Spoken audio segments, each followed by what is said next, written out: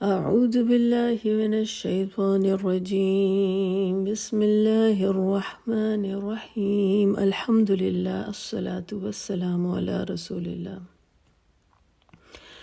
چیزوں کی عظمت کا تصور جب ہم کرتے ہیں تو امام غزالی کہتے ہیں کہ ہم ان چیزوں کو عام طور پہ عظیم کہتے ہیں کہ جو ہماری نظروں کے حساب سے ہماری نظروں میں سما ہی نہ سکیں۔ مثلاً آپ کسی ایسی عظیم الشان پہاڑوں کے سلسلے کے سامنے کھڑے ہیں کہ حد نظر تک آپ پہاڑ ہی پہاڑ دیکھ رہے ہیں تو آپ پر اس کی عظمت کی ایک ہیبت طاری ہوگی۔ پھر چیزیں اتنی بڑی ہونے لگتی ہیں کہ نظر میں سما ہی نہیں پاتی، لیکن ہم اپنے ذہن سے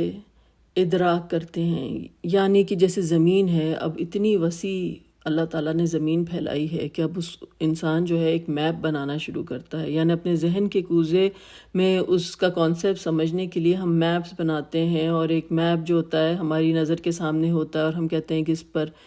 1 انچ جو ہے یہ اتنے میل کو جو ہے وہ ریپریزنٹ کر رہی ہے، تو پھر اس زمین کی وسعت کا، زمین کی عظمت کا اندازہ ہوتا ہے۔ اب چیزیں جب اور بڑی ہونا شروع ہو جاتی ہیں تو وہ محض ہمارے لیے ایک نمبر بن جاتی ہیں۔ مثلاً یہ کہ اگر کوئی اندازہ کرے کہ سورج کتنا گرم ہے، سورج کا کیا ٹیمپریچر ہے، تو لوگ بولیں گے اتنے بلین ڈگریز جو ہے اس کا ٹیمپریچر ہے۔ اب ہم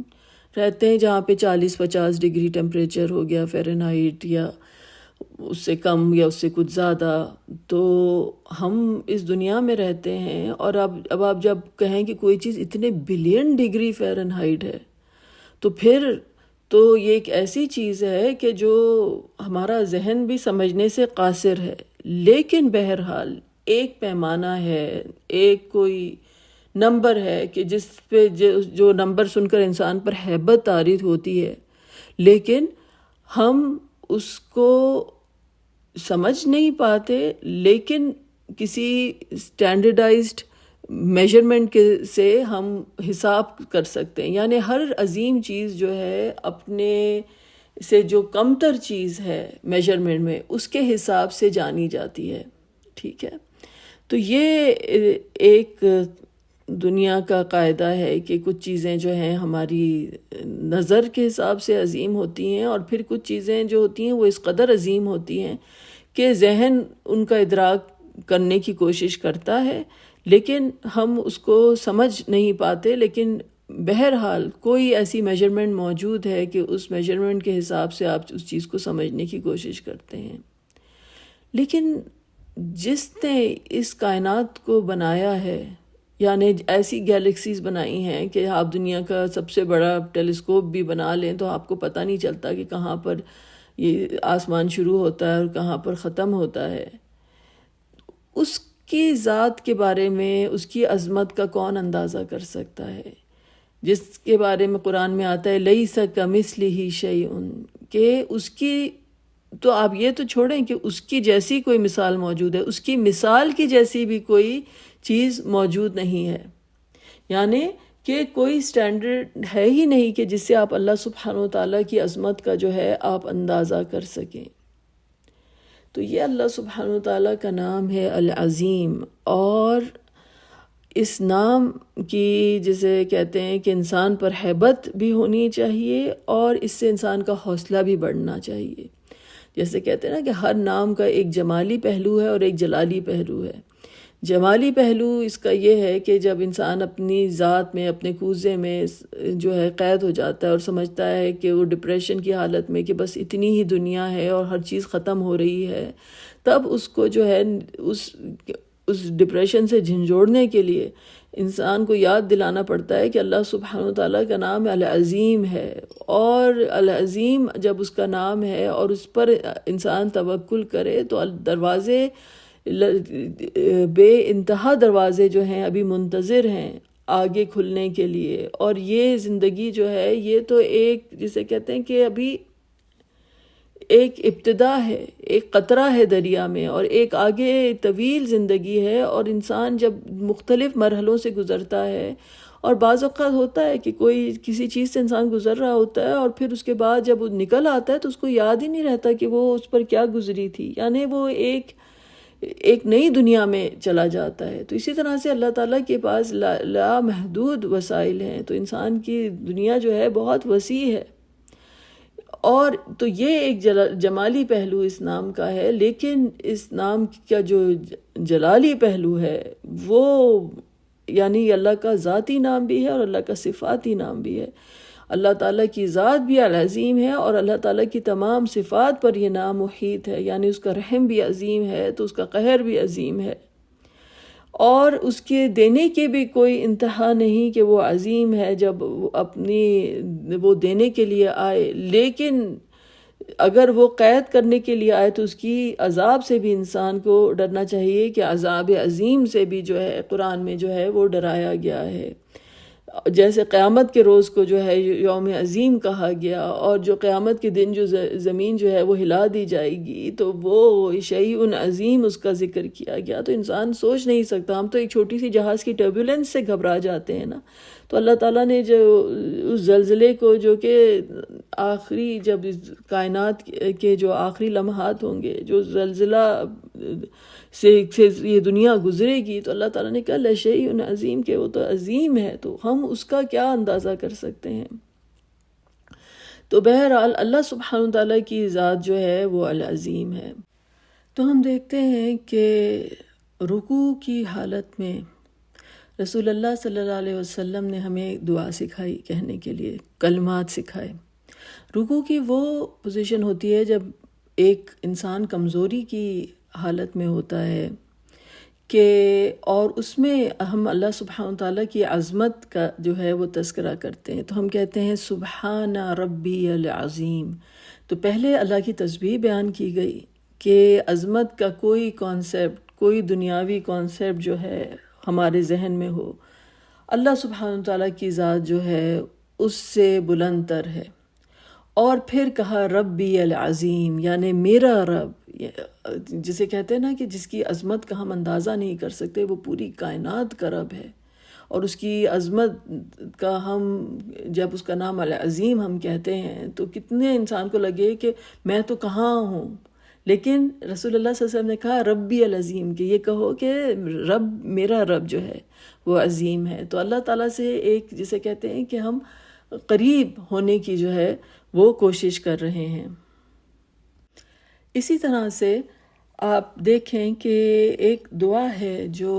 رسول اللہ صلی اللہ علیہ وسلم نے ہم کو سکھائی۔ یہ کلمات جب ہم کسی مشکل سے دوچار ہوں، اور انسان جسے کہتے ہیں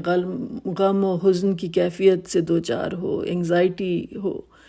اور اضطراب کی کیفیت ہو، تو ایک دعا رسول اللہ صلی اللہ علیہ وسلم نے سکھائی کہ صحابہ اکرام سے کہا کہ اگر تم یہ دعا پڑھو گے تو یہ تمہاری غم کو جو ہے وہ خوشی میں بدل دے گی۔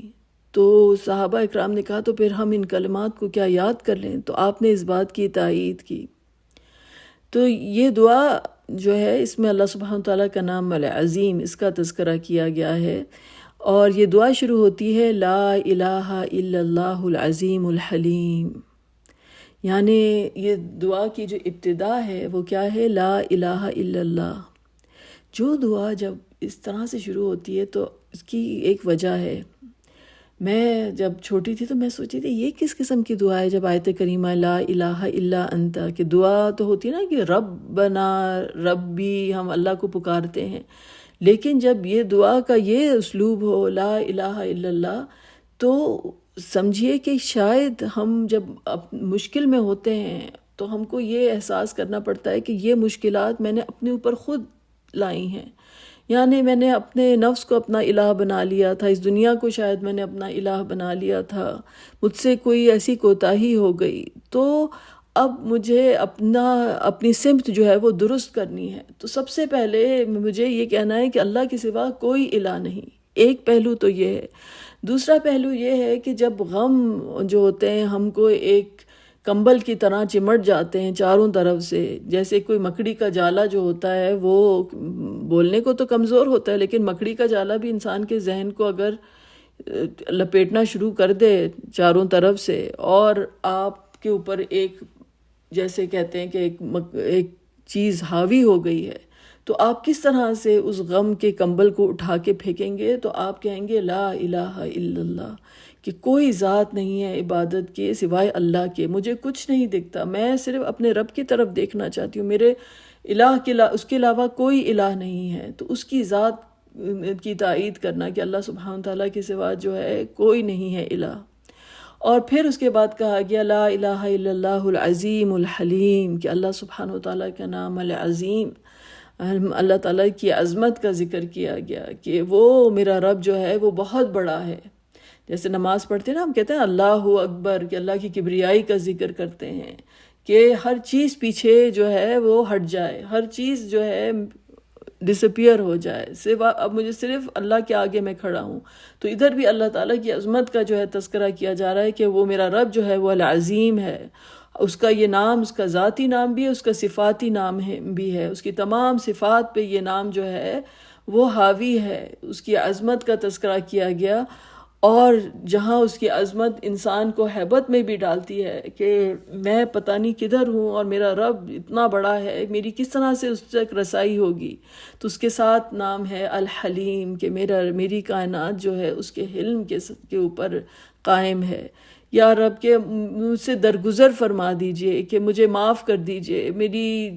کوتاہیوں سے جو ہے کو نظر انداز کر دیجئے۔ تو آپ کی ذات جو ہے وہ الحلیم ہے۔ میرا آگے سفر کیسے چلے گا، میری جو کشتی ہے وہ کس طرح سے اس منجدار سے گزرے گی، کہ اگر آپ کا حلم نہ ہو۔ تو اس کے حلم کا تذکرہ کیا گیا کہ اس کی ذات جو ہے العظیم بھی ہے، اور اس کی ذات جو ہے وہ الحلیم بھی ہے۔ اور پھر آیا لا الہ الا اللہ، کہ اس سے بڑے کوئی کلمات نہیں ہیں اللہ کو یاد کرنے کے، کہ ہر چیز جو ہے میری آنکھوں کے سامنے سے ہٹ جائے اور سوائے مجھے اپنے الہ کے کچھ نظر نہ آئے۔ رب العرش العظیم، اب اس کی ربوبیت کا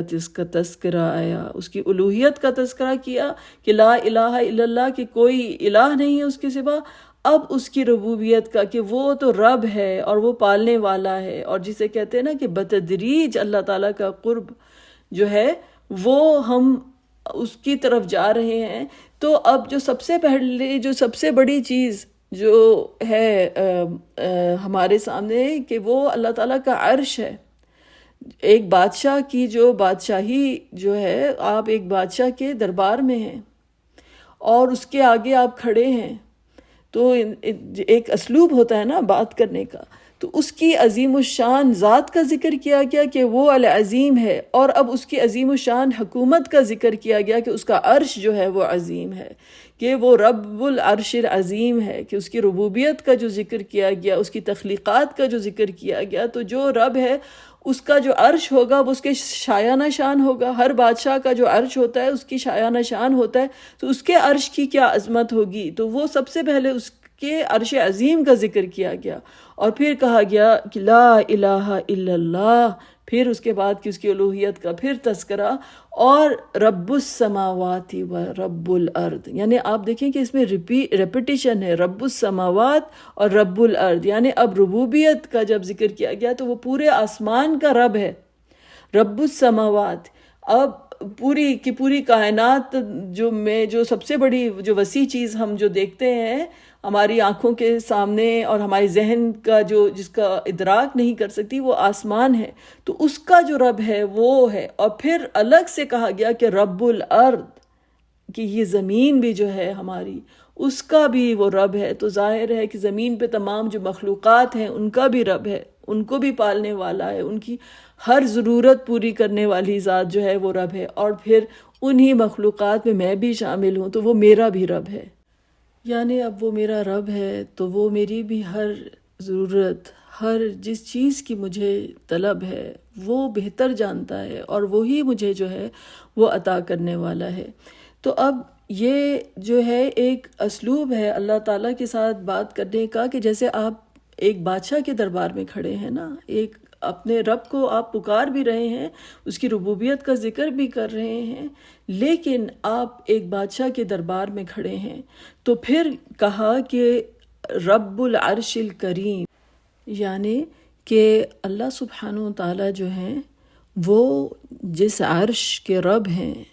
نہ صرف وہ اس کی عظمت کا نشان ہے بلکہ اس کے کرم کا بھی نشان ہے۔ جسے کہتے ہیں نا کہ ایک چیز سمبولک ویلیو ہوتی ہے کسی چیز کی، تو یہ اللہ سبحانہ وتعالیٰ کا عرش جو اللہ تعالیٰ نے جو بنایا ہے، اگر یہاں آپ یہ کہیں کہ یہ اللہ تعالیٰ کی حکومت، بادشاہ کا تھرون جو ہے وہ کیا ریپرزینٹ کرتا ہے؟ اس کی حکومت اور اس کے انداز حکومت کو جو ہے کی عکاسی کرتا ہے۔ تو یہ اللہ سبحانہ وتعالیٰ کا جو عرش ہے یہ اس کی عظمت کا نشان بھی ہے اور اس کے کرم کا بھی نشان ہے، یعنی کہ اللہ تعالیٰ کی ذات جو ہے وہ العظیم بھی ہے اور الکریم بھی ہے۔ تو جب انسان جو ہے ایک مشکل دوراہے سے گزر رہا ہے، جب کسی انگزائٹی کی حالت ہے اور جب ایک قفس کا عالم ہے اور اس کو وہ ٹھنڈی ہوا چاہیے، اللہ تعالیٰ کی کرم کا وہ متلاشی ہے،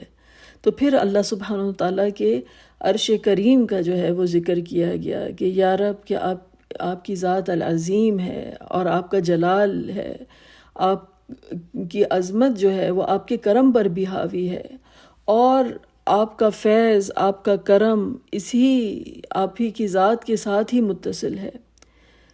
تو مجھے اس کی طلب ہے، میں اس کا طلبگار ہوں، مجھ پر اس طرح سے اپنا کرم کیجئے کہ یہ تمام دیواریں جو میرے ارد گرد بن گئی ہیں،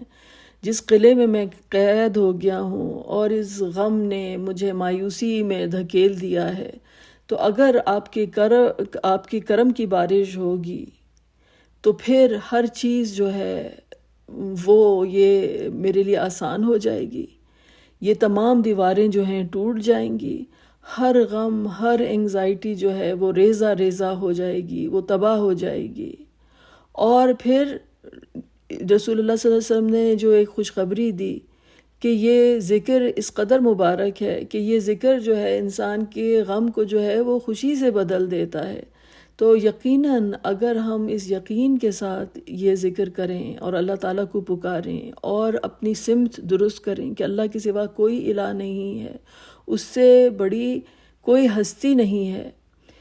وہی عبادت کے لائق ہے، اس کی ذات جو ہے وہ العظیم ہے، اس کی ذات جو ہے الحلیم ہے، وہ درگزر کرنے والا بھی ہے، وہ رب ہے، وہ تمام آسمانوں کا رب ہے، اتنے حد نظر تک پھیلے جو آسمان ہیں وہ ان کا رب ہے، اور یہ وسیع ترین جو زمین ہے اس کا رب ہے، یہاں بسنے والی تمام مخلوقات کا رب ہے، میرا بھی رب ہے، میرا بھی رب ہے، اور کوئی ایسی میری مشکل نہیں، کوئی ایسی پریشانی نہیں جو اللہ تعالیٰ کا کرم اگر مجھ پر نازل ہو تو وہ اس کی حیثیت ہے کہ وہ ٹھہر سکے۔ ہر مشکل، ہر پریشانی، ہر کرب، ہر عذاب جو ہے وہ دور ہو جائے گا، ہر غم جو ہے وہ دور ہو جائے گا۔ اس کے کرم کی جو ہے ایک تلاش ہے مجھے، اور آج میں جو ہوں اسی کے دربار میں کھڑا ہوں، اس بادشاہ کے دربار میں کھڑا ہوں۔ مجھے اس بات کا علم ہے کہ میرا بادشاہ جو ہے وہ بہت عظیم ہے، لیکن مجھے اس بات کا بھی علم ہے کہ میرا رب جو ہے وہ بہت حلیم ہے، اور مجھے یقین ہے کہ میں اس کے عرش کے تلے اگر مجھے پناہ مل جائے گی، جیسے کہتے ہیں نا کہ قیامت کے روز جو ہے اس دن کوئی بچانے والا نہیں ہے اس دن کی سختی سے کہ سوائے وہ لوگ کہ جن کو اللہ تعالیٰ کے عرش تلے جو ہے وہ جگہ مل جائے۔ تو اسی طرح سے اس دنیا میں بھی جب ذکر کیا رسول اللہ صلی اللہ علیہ وسلم نے جو ہمیں دعا سکھائی وہ یہ کہ ہم اللہ کے عرش تلے اس دنیا میں بھی ہمیں جو ہے کوئی پریشانی ایسی نہیں، کوئی دکھ ایسا نہیں کہ وہ دھل نہ جائے، وہ مٹ نہ جائے، وہ ریزہ ریزہ نہ ہو جائے، وہ پاش پاش نہ ہو جائے، اگر ہم کو جو ہے اللہ سبحانہ تعالیٰ کے عرش کریم تلے جو ہے جگہ مل جائے۔ تو اسی کی جو ہے روح جو ہے ہماری اسی کی متلاشی ہے، وہی ہمارا گھر ہے، وہی ہمارا ٹھکانہ ہے۔ تو پھر ہم اللہ سبحانہ تعالیٰ سے دعا کرتے ہیں کہ اللہ تعالیٰ ہم کو اپنے عرش تلے رکھے، عرش رحمان تلے ہماری زندگی بھی گزرے اور آخرت بھی۔ وآخر دعوانا ان الحمد للہ رب العالمین۔